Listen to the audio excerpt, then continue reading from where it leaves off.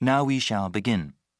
You should answer the questions as you listen because you will not hear the recording a second time. Listen carefully and answer questions 1 to 5. Hey, Alex, are you okay? I was worried something happened. Oh, sorry for being late. I drove down the wrong highway and got lost. Don't worry, it's only been 20 minutes. Actually, I just looked at some Austin tourist websites. I got some tea. You want anything? Yeah, I think I'll have some tomato juice. It's just what I need right now. Yes, it's really hot and humid out right now. I think I'll get iced tea this time around. So you went on the wrong highway, huh? For sure. I've never driven in this area before, right? So after I pick up the rental car from the airport, I try to follow the map to the downtown area here. Unfortunately, there was a lot of road construction going on, and I went south on the highway instead of going north. After a few minutes, I realized I was going the wrong way, so I exited the highway and came back up here. Well, I'm glad you're here, okay? Did everything go well at the car rental place? Oh, yeah, it went very well. The business owner was kind of a strange person, really tall and thin. He had a bushy beard and moustache. He was also wearing a cowboy hat. I'd never quite seen anyone quite like that before. I guess every place in the world has eccentric people. Yeah, definitely. But he told me about all these great places to eat around here. He said they have some really great Mexican food in the area. That's great. I haven't had that in such a long time. We definitely have to go to a place for dinner. Well, I want some more iced tea. How about you? Yeah, I need to order still. You know what? I think I'll get one of their sandwiches too. They look really good. Okay, let's order then. Before you hear the rest of the discussion, you have some time to look at questions 6 to 10.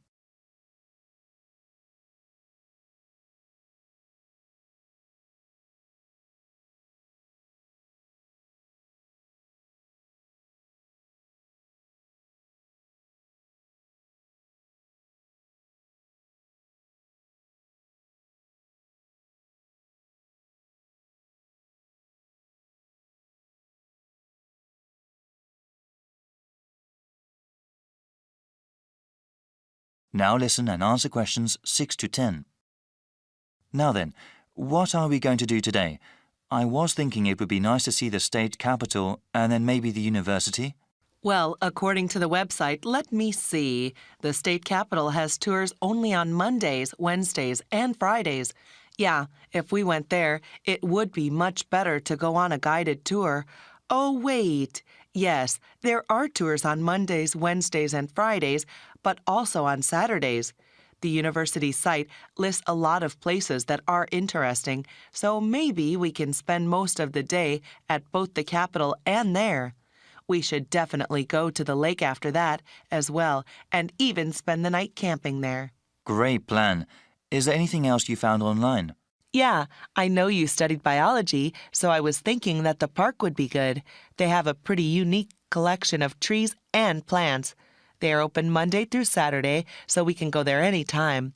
There's also the mountain. There are some photos on the website. It looks like they have some great views of the city, and I definitely want to do some hiking. Yes, we would have to take another day for the park and the mountain. But you know, the guy at the rental place was talking about the weather. It seems that there will be a pretty bad storm coming tomorrow. We need to plan around that since it won't be good to be outside when it comes. Certainly not. It's not worth hiking somewhere if the weather is terrible. You know, we can go to the park and the mountain today and then go to the indoor places, the Capitol and the university tomorrow. It'll be hard to get around in the rain, but at least we'll be inside. I agree. By the way, how much are these places? All of them are free except for the park. Wait, I'm not sure about the Capitol tour. Yeah, they don't charge anything for the guided tours.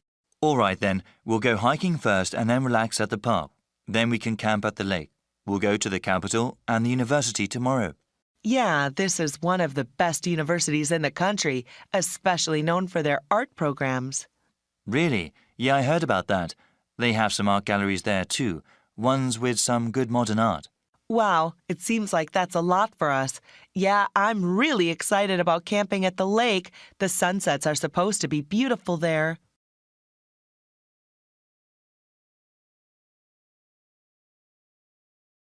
That is the end of part 1. You now have half a minute to check your answers.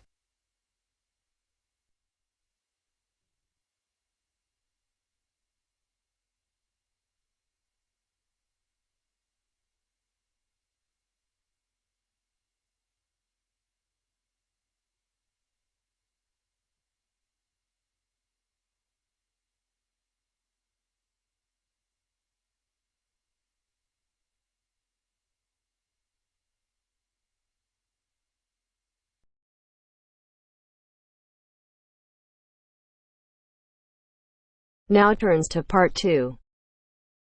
Part 2. You're going to hear a talk by a tour guide about the local history of Harbour Town. First, you have some time to look at questions 11 to 15.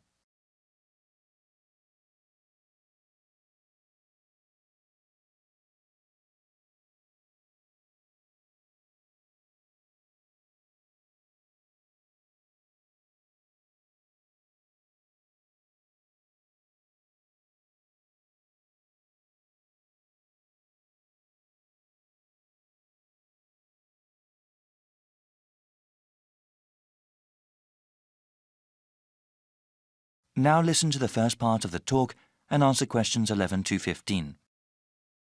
Good morning, everyone, and welcome to the historic downtown area of Harbour Town.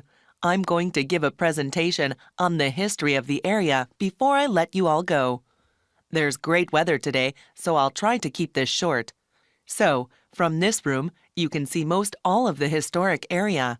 This intersection is where the city was first founded, about 350 years ago. The San Gabriel River is wide and deep, and it was an excellent waterway for the movement of goods. Harbour Town used to produce lots of beef and oranges. Before the city grew, there was lots of open land for grazing and planting fruit trees. They traded these products with other towns and cities. The weather in this region is excellent for growing oranges because there are warm summers and mild winters. Citrus fruits can't survive in places where there is severe frost. At the height of citrus cultivation, there were over 500 orchards growing citrus fruit. Unfortunately, this fertile land also had lots of oil underneath it. In the rest of the country, new technology required the energy found in fossil fuels. After the first oil wells were tapped, agriculture gradually gave way to industry. The farms, orchards, and ranches that surrounded the town were replaced by new factories, cities, and roads. There is very little agriculture in the region these days, and certainly no cattle. The oil eventually ran out, of course, but other industries such as aerospace and entertainment were established. Well, that's a brief history of Harbour Town. You can use one of the computer terminals available in the main office if you want more information. Before you hear the rest of the talk, you have some time to look at questions 16 to 20.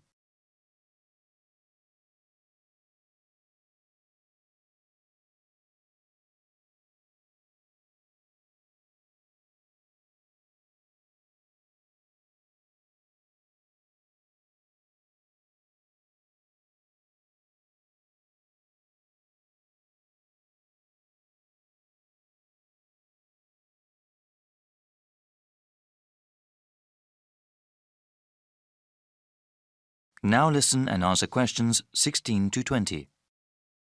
I will highlight some of the sites here just to give you an idea of what we have in the historic center of Harbour Town. You can then explore the area as you please. So, I've already mentioned the intersection where the city was first founded. The main east-west street is called Sunset Road, and the main north-south street is called Santa Monica Avenue. The central office we are in right now is at the northernmost end of Santa Monica Avenue. There are public restrooms here, as well as computer terminals that connect to the internet. Across from the central office is the fruit market. At its height, people from all over the country came to buy fruit from the distributors there. If you travel south from the market and go past the intersection, you will see the Ranch Museum. Here you can learn about the old ranching lifestyle that was such a hallmark of our region. Now, going back to the intersection, if you go west of Santa Monica Avenue, you will find Old City Hall. It is an excellent example of the architecture of the time. In the opposite direction, going east of the main intersection, you can see Sunny Movie Studios.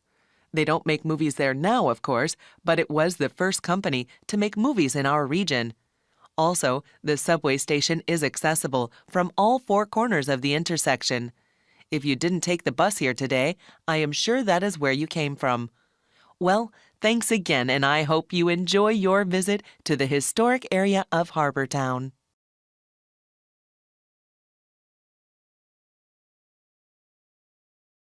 That is the end of part 2.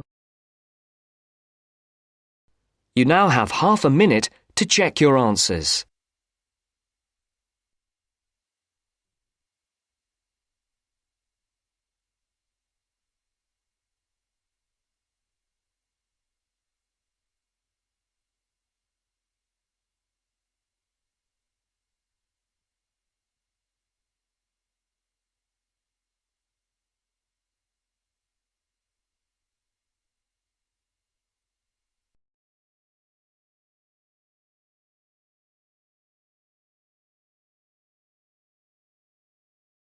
Now turns to part 3.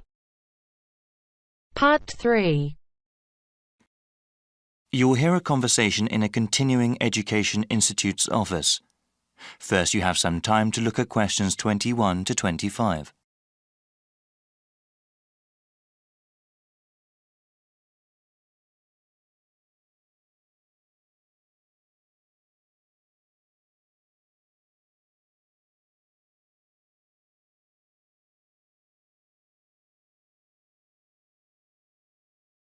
Now listen carefully and answer questions 21 to 25.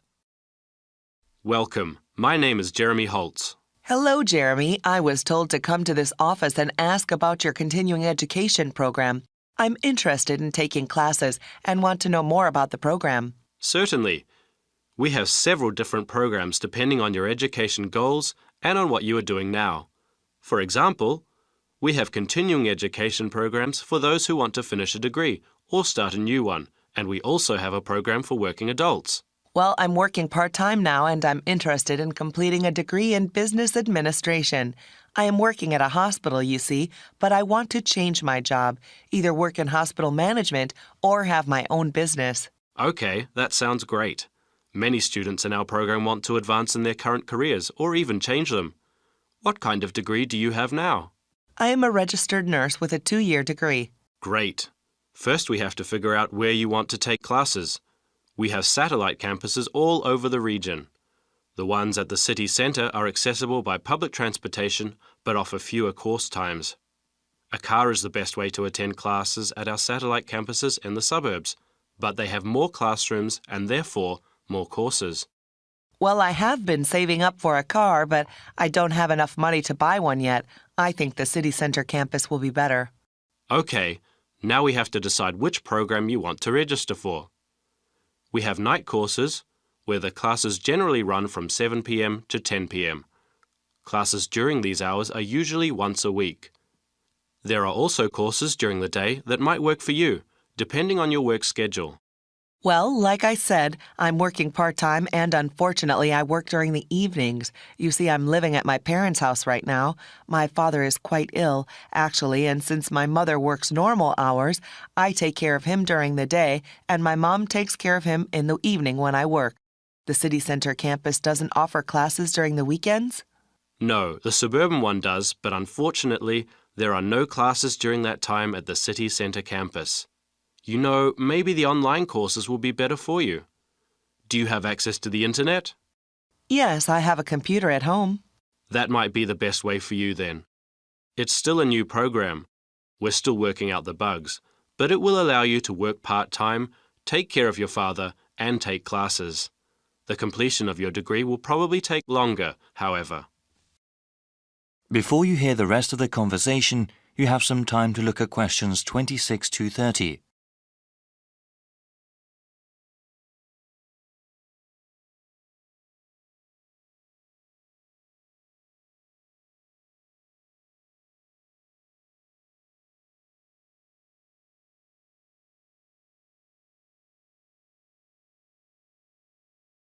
Now listen and answer questions 26 to 30. So, how exactly does this work? I'm slightly nervous about studying again. It's been years since I've been a student. Yes, it can be a bit daunting at times. Continuing your education and improving yourself are well worth the effort. Actually, before you start taking online classes, there are several refresher courses that you are required to take. What kind of courses are those? These are especially made for the returning adult student. We understand that education is just one of a number of priorities for those that take classes with us. The refresher courses teach you how to manage time and juggle between different areas in your life. Techniques like writing down your daily schedule and ways to avoid procrastinating are talked about. Also, there is one course that reviews basic study skills, like the most efficient way to read the course text, as well as basic academic writing. I think that would be really helpful for me. I enjoyed studying when I was going to school, but I definitely need some tips on how to manage my classes along with the rest of my life. Many students I've seen are in a similar position. They have to balance both their work and family life with their education. It's not easy, but it is very rewarding for the ones that finish their education all the way through. Okay, so how do I register for the classes? You need to go online to do that. I will give you a brochure with the appropriate web address. You can choose which course modules to take online. You can go through them as time allows. There is even a place to keep track of progress towards your degree.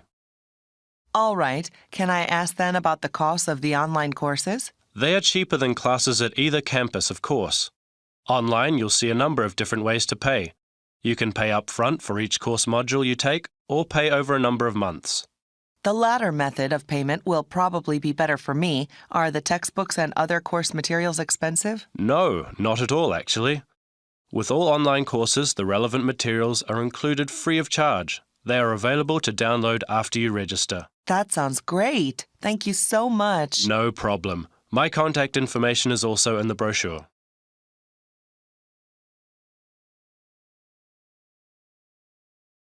That is the end of part 3. You now have half a minute to check your answers.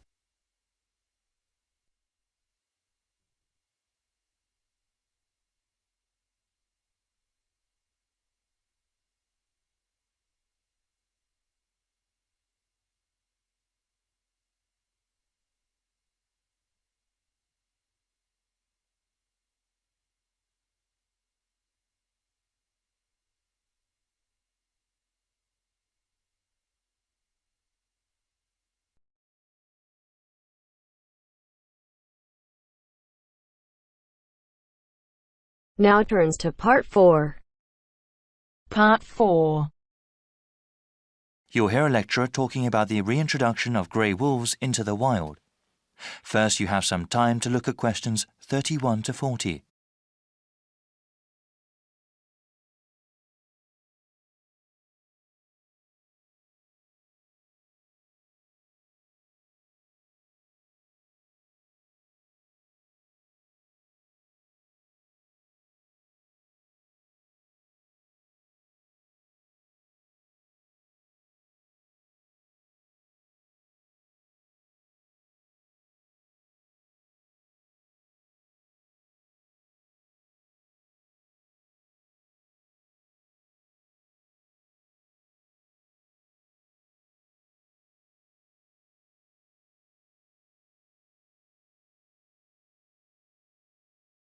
Now listen carefully and answer questions 31 to 40. I am going to talk about one of my favorite animals today, the grey wolf.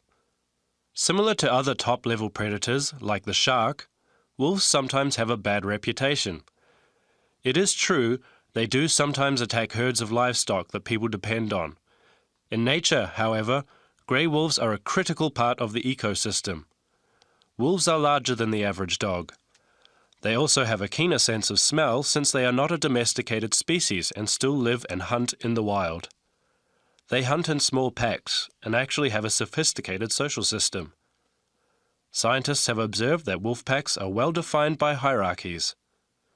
There is one hierarchy for male wolves and one for female wolves. At the top of each is an alpha male and an alpha female. They are not leaders of the pack according to the human definition, but they seem to have special privileges compared to the other wolves. This privilege has to do more with reproducing rather than having more food. Any pair of wolves in a pack may breed, but it is usually the alpha pair's wolf pups that are the most successful. Other pairs may not be able to raise their offspring to maturity, especially when there are limited resources. The alpha status among wolves is not permanent. Wolves are free to challenge the alpha male. These challenges are not necessarily physical fights, but are mostly ritual confrontations that involve bluffing and posturing. There is always the potential for violence, though, and sometimes the jockeying for the alpha status is fatal for one of the participants.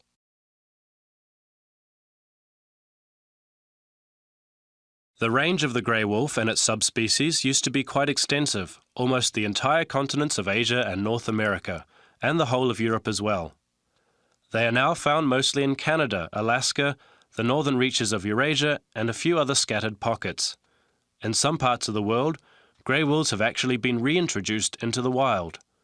Many people were opposed to these programs at first because they thought it would cause economic hardship for livestock owners. In the United States, local ranchers around the Yellowstone National Park area refused to allow any wolves back. Supporters of the program knew that without cooperation from ranchers, the wolves would likely be shot and killed. Those supporters knew how important the program was and agreed to compensate ranchers for livestock lost to wolves. This important compromise paved the way for the reintroduction of wolves to Yellowstone in 1995, where they hadn't been seen for over 70 years. The reintroduction has been a great success. Studies show that the biodiversity within the park has increased and is sustaining itself. After the last grey wolves in the park were killed in 1926, the population of elk and deer soared, decreasing the number of plants available to beaver and moose. The beaver eventually became extinct there. The population of other predator species, like the coyote, exploded. This, in turn, caused rodent populations to crash. This crash led to a decline in bird species like hawks and eagles. These negative trends have all reversed since the wolves came back. As a result, Yellowstone National Park is a better, healthier place. The local economy also benefits because people are not only interested in seeing more biodiversity at the park, but also the wolves themselves. This brings in tens of millions of more dollars annually to local lodgings, restaurants and stores.